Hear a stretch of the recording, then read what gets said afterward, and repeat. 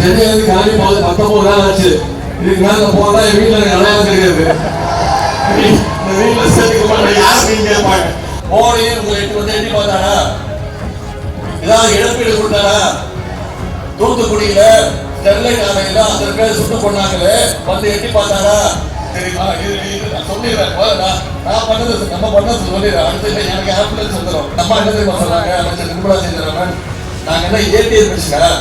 நீங்க கேட்கும் போதெல்லாம் பணம் கொடுக்கறதுக்கு நாங்க என்ன ஏடிஎம் மிஷினான்னு கேட்டாங்க. அப்பதான் என்ன பணம் கொடுக்குற மிஷின் நாங்கன்னு கேட்டாங்க. நான் என்ன தெரியுமா கேட்டேன்? நான் என்ன உங்க அப்பா வீட்டு காசை கேட்டேன். ஆனா இன்னும் ஒருத்தர் இருக்காரு, நல்ல மனம் கேட்பாரு, நல்ல மனம் சொல்லுவாரு. நீ கெட்ட வார்த்தை திட்டிட்டு போயிருவேன். இருந்து யாராவது வந்தாங்கன்னா வரமாட்டாங்க. வந்தாங்கன்னா கேளுங்க, மிஸ்டர் 29 பைசா எப்படி இருக்காரு? இதுவே செல்லா காசு. நான் கேட்கிறேன், மோடியோட அப்பா வீட்டு காசா? மக்களுடைய வரிப்பணம், தமிழ்நாட்டு மக்கள் நீங்க கட்டிக்கக்கூடிய வரிப்பணம் தான். அவர் பேர் ஆர் ரவி இல்ல, அவர் பேர் RSS ரவி, வெறும் சங்கி ரவி. 19ஆம் தேதி வாக்குச்சாவடி கொடுத்து 4ஆம் தேதி உங்களை பேக் பண்ணி 29 பைசாவை நல்லா பேக் பண்ணி அவர் வீட்டுக்கு அனுப்பிச்சு அவர் தூங்க வைக்கிற வரைக்கும் நாங்க தூங்க மாட்டோம்.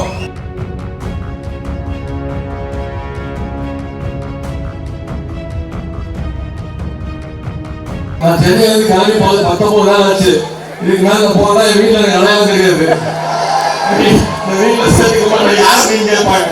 அதனால இன்னைக்கு உங்களை எல்லாம் சந்திப்பதில் மிக்க மகிழ்ச்சி. இவ்வளவு ஆர்வமான வரவேற்பு கொடுத்துருக்கீங்க. ஏன்னா 2021 நம்ம ஆட்சிக்கு வரும்போது உங்களுக்கு தெரியும் எவ்வளவு பெரிய நிதி நெருக்கடி, கோவிட் பெருந்தொற்று, 2வது அலை ஞாபகமா? மோடியே உங்களை எட்டி பார்த்தாரா? ஏதாவது இழப்பீடு கொடுத்தாரா? தூத்துக்குடியில ஸ்டெர்லைட் ஆலையில 10 பேர் சுட்டு கொண்டாங்களே, வந்து எட்டி பார்த்தாரா? கடைசியில ஆலையை முழுசா போடுறது யாரு? சட்ட போராட்டம் பண்ணி முழுசா போட்டு நம்முடைய தலைவர், நம்முடைய கழக தலைவர் அதற்கு முழுசா போராட்டம் நடத்தியது உங்களுடைய நாடாளுமன்ற உறுப்பினர். இன்னைக்கு ஸ்டெர்லைட் ஆலை சட்டப்படி மூடி இருக்குதா? அதற்கு முழு காரணம் உங்களுடைய நாடாளுமன்ற உறுப்பினரும் நம்முடைய திராவிட முன்னேற்ற கழகம் தான். தலைவர் அவர்கள் வந்து செஞ்சிருக்கக்கூடிய சில வாக்குறுதிகள், நிறைவேற்ற வாக்குறுதிகளை மட்டும் இங்க மேம்படுத்த விரும்புறேன். தலைவர் வாக்குறுதி கொடுத்தாருமா?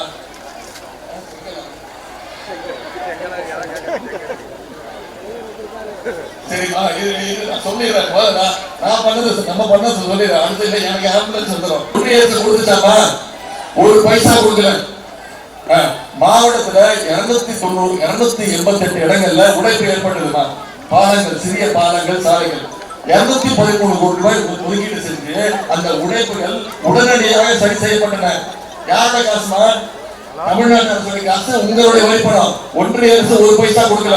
அதே மாதிரி வெள்ளத்தால் உயிரிழந்த 58 பேருடைய குடும்பங்களுக்கு உடனடி நிவாரணமாக தலா 5 லட்சம் ரூபாய், மொத்தம் ரூபாய் 3 கோடி ரூபாய் வழங்கினது யாரு?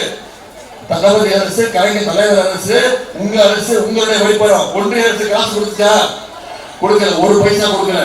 வெள்ளத்தால் பெரிய அளவில் பாதிக்கப்பட்ட 6,40,000 குடும்பங்களுக்கு தலா 6,000 ரூபாய் வீதம் சுமார் 385 கோடி ரூபாய் நிவாரண உதவி தொகை வழங்கப்பட்டது. ஒன்றிய அரசு ஒரு பைசா கூட கொடுக்கலமா?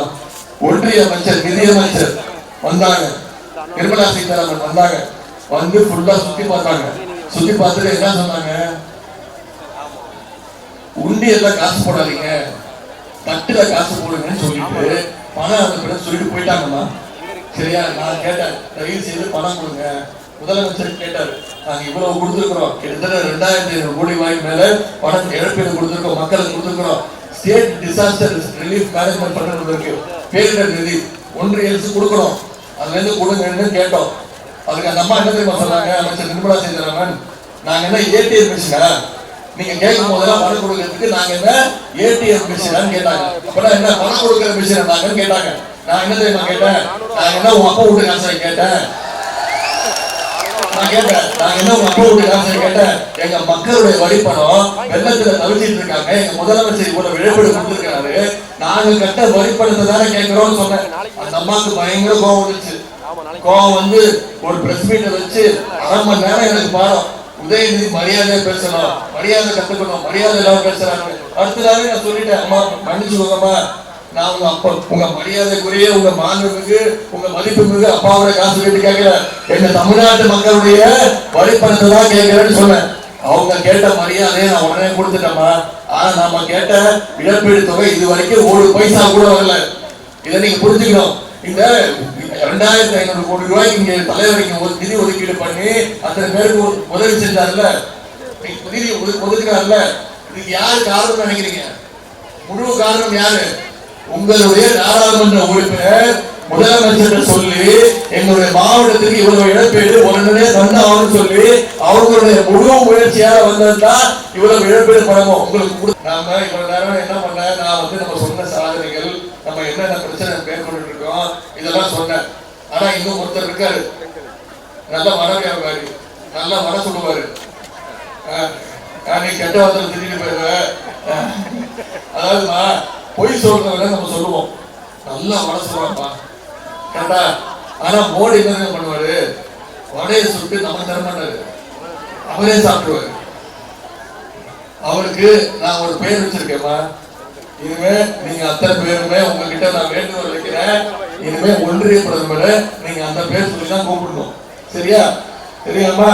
எது கெட்ட வார்த்தை கிடையாது, பயப்படாதீங்க. சரியா? இதுதான் திரு மோடி அவர்களை இனிமேல் நீங்க கூப்பிடணும். என்ன கூப்பிடுவீங்க? பாஜக இருந்து யாராவது வந்தாங்கன்னா, வரமாட்டாங்க, வந்தாங்கன்னா கேளுங்க, மிஸ்டர் 29 பைசா எப்படி இருக்காரு அப்படின்னு கேளுங்க. இதுவே செல்லா காசு, ஏன் 29 பைசா நான் சொல்லிடுறேன். காரணம் இல்லாம நான் சொல்றேன். 29 பைசா ஏன் நான் சொல்ல,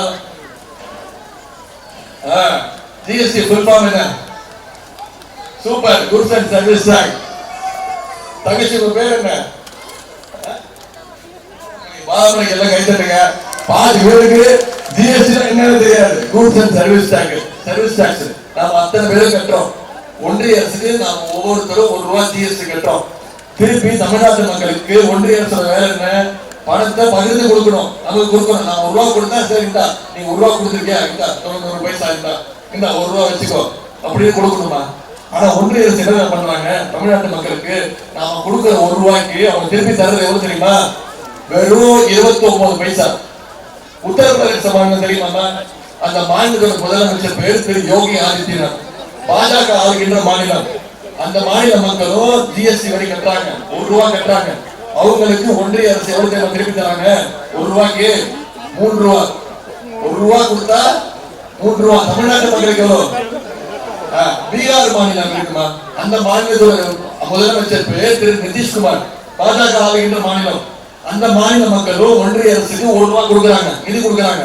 ஒன்றிய அரசு பீகார் மாநிலத்துக்கு எவ்வளவு தெரியுமா கொடுக்குறாங்க?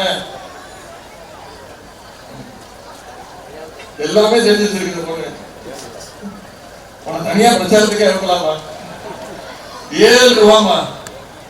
பீகார் மாநிலத்துக்கு ₹1 கொடுத்தா ₹7. உத்தரப்பிரதேசத்துக்கு ₹1 கொடுத்தா ₹3. தமிழ்நாட்டு மக்களுக்கு மட்டும் ₹7 ₹3 தூக்கி கொடுக்குறீங்களா? யாரோட காசு? நான் கேட்கிறேன், மோடியோட அப்பா விட்டு காசா? மக்களுடைய வரிப்பணம், தமிழ்நாட்டு மக்கள் நீங்க கட்டிக்கக்கூடிய வரிப்பணம் தான். அதாவது நான் ஒன்னே ஒண்ணு கேட்கிறேன், வெறும் 29 காசு தான் கொடுக்குறாரு மோடி. வேற எதுக்காக வந்து எட்டி பார்த்தாரா?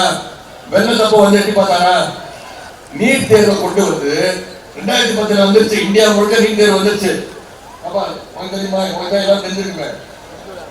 2010ஆம் ஆண்டு இந்தியா முழுக்க நீட் தேர்வு வந்துருச்சு. ஆனா தமிழ்நாட்டுக்குள்ள வந்துச்சா? அப்ப கலைஞர் முதலமைச்சர் முடியாதுன்ட்டாரு. தமிழ்நாட்டுக்கு நீட் தேர்வு தேவையில்லை, நுழைவு தேர்வு தேவையில்லை, கவுன்சிலிங் முறையில 12ஆம் வகுப்பு மதிப்பெண் போதுன்னு சொன்னவர் கலைஞர். அந்த அம்மா மறைந்த முதலமைச்சர் ஜெயலலிதா இருக்கிற வரைக்கும் தமிழ்நாட்டுக்குள்ள நீட் தேர்வு வரல, அவங்களும் விடல.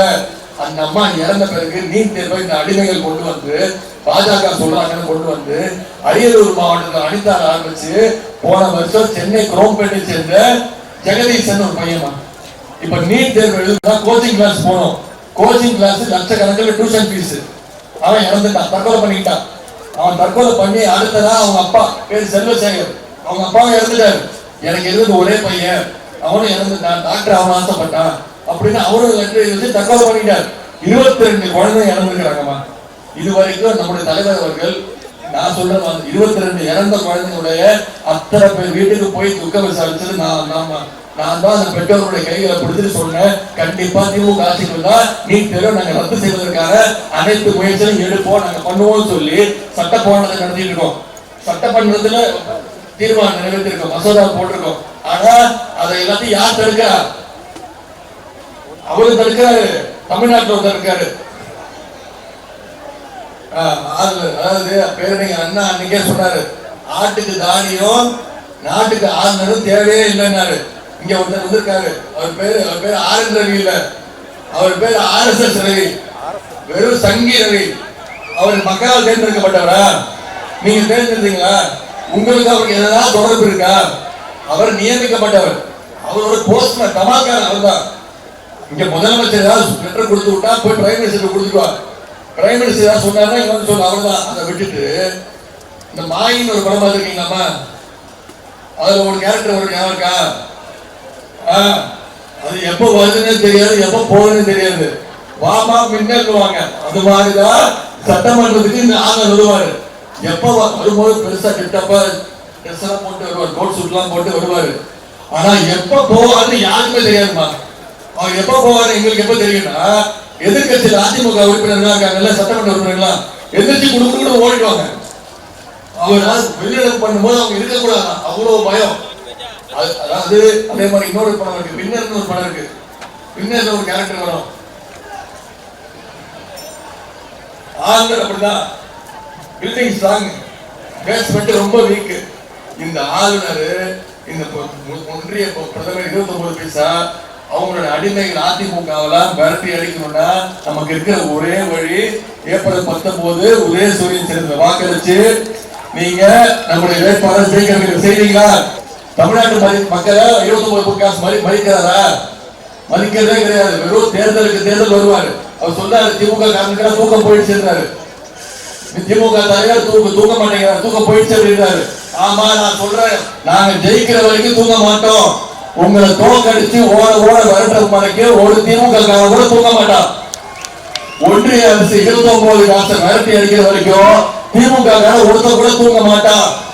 19ஆம் தேதி வாக்குச்சாவடி கொடுத்து 4ஆம் தேதி உங்களை பேக் பண்ணி 29 பைசாவை நல்லா பேக் பண்ணி அவர் வீட்டுக்கு அனுப்பிச்சு அவர் தூங்க வைக்கிற வரைக்கும் நாங்க தூங்க மாட்டோம். இது திமுக காரணம் ஒவ்வொருத்தரும் கூட சவால். நான் உங்களுக்கு எல்லாம் ஒரு வேண்டுகோள் வைக்கிறேன். நீங்க இங்க வந்திருக்க அத்தனை பேரும் கண்டிப்பா உதயசூரியன் சின்னத்தில் தான் வாக்களிக்க போறீங்க. நிச்சயம் தானே?